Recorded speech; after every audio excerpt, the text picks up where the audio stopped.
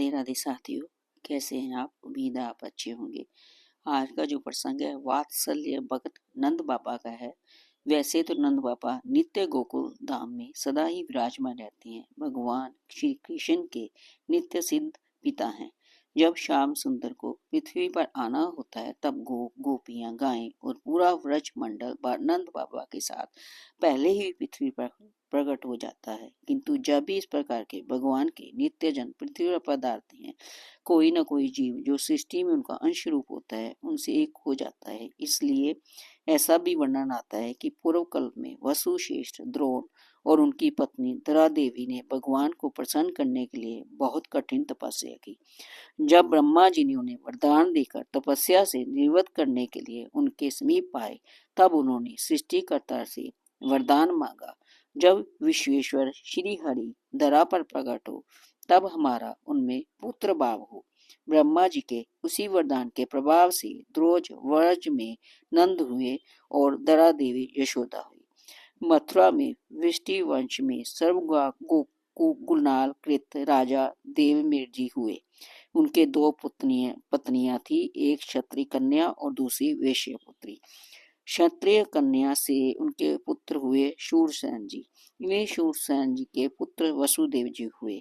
वैश्य कन्या से हुए प्रयन जी।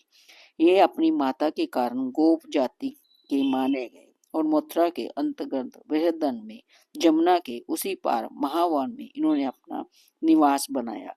मथुरा मंडल गौ संपत्ति के ये प्रमुख अधिकारी हुए। इनके पुत्र हुए उपनंद, अभिनंद, नंद, सनंद और नंदन। पिता के पश्चात व्रज मंडल के गोष्ठ नायकों तथा भाइयों की सम्मति से योग्य होने के कारण मंझले भाई होने पर भी नंद जी विशेष हुए।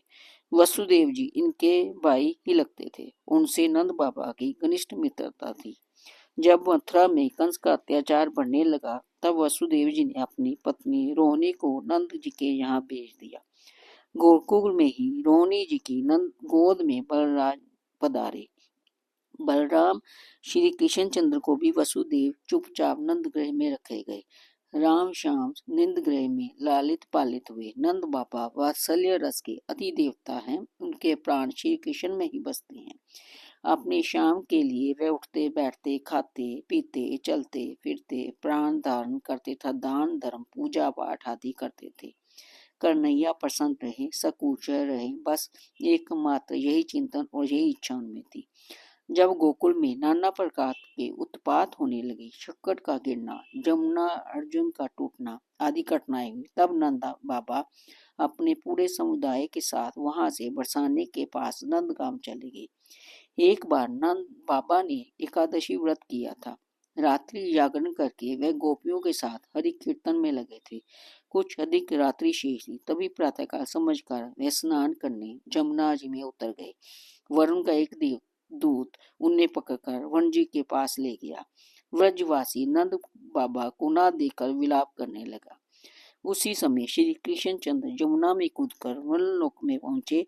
जल के अधिदेवता वरुण ने भगवान का बड़ा आदर किया, सम्मान पूजा की। बाबा को वहां से लेकर श्याम सुंदर लौट आए। इसी प्रकार शिवरात्रि को अंबिका वन की यात्रा में रात को सोते समय जब बाबा को अजगर ने आकर पकड़ लिया और गोपों द्वारा जलती लकड़ियों से मारे जाने पर वह टस से मस नहीं हुआ, तब श्री कृष्ण ने अपने चरणों से छूकर उसे सदगति दी और बाबा को छुड़ाया। अक्रूर जी ने व्रज में आए नंद बाबा गोपों के साथ राम श्याम को लेकर मथुरा चले गए। मथुरा में श्री कृष्ण चंद्र ने कंस को मारकर अपने नाना उग्रसेन को राजा बनाया। वसुदेव देवकी को कारगर से छुड़ाया। ये सब तो हुआ, किंतु श्याम राम व्रज नहीं लौटे, वे मथुरा ही रह गए। नंद बाबा को लौट आना पड़ा व्रज। जब उद्धव जी श्याम को संदेश लेकर व्रज आए तब बाबा ने उनसे व्याकुल होकर पूछा, उद्धव जी, क्या कभी श्याम सुंदर हम सबको देखने आएंगे?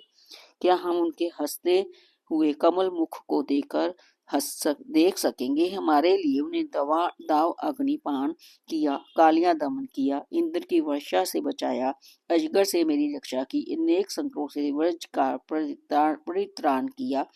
उन्होंने पराक्रम, उनकी हंसी, उनका बोलना, उनका चलना, उनकी क्रीड़ा आदि का जब हम स्मरण करते हैं, जब हम उनके चरण कमलों से अंकित पृथ्वी पर्वत वन एवं जमुना पुलिस को देखते हैं, जमुना पुलिन को देखते हैं, तब अपने आप को भूल जाते हैं। हमारी सब क्रियाएं शीतल पड़ जाती है। श्री बलराम जी द्वारका से एक बार व्रज जाए और 2 महीने बाहर आए। फिर सूरज ग्रहण के समय कुरुक्षेत्र में पूरा व्रज मंडल और द्वारका समाज एकत्र हुआ। यही बाबा ने अपने शाम को फिर देखा। कुरुक्षेत्र से लौटने पर तो व्रज मंडल, उसके सभी दिव्य तरु लता पादक पत्तक अनहृत हो गए। जैसे नंद बाबा गोपियों और गोई तथा व्रजमंडल के साथ नित्य लोक से पृथ्वी पर प्रकट हुए, वैसे ही नित्य लोक चले गए, सबको साथ लेकर। आपको ये प्रसंग कैसे लगा हमें जरूर बताना। जब भी भगवान श्री कृष्ण को याद करते हैं तो नंद बाबा यशोदा मैया के साथ ही याद करते हैं। धन्यवाद।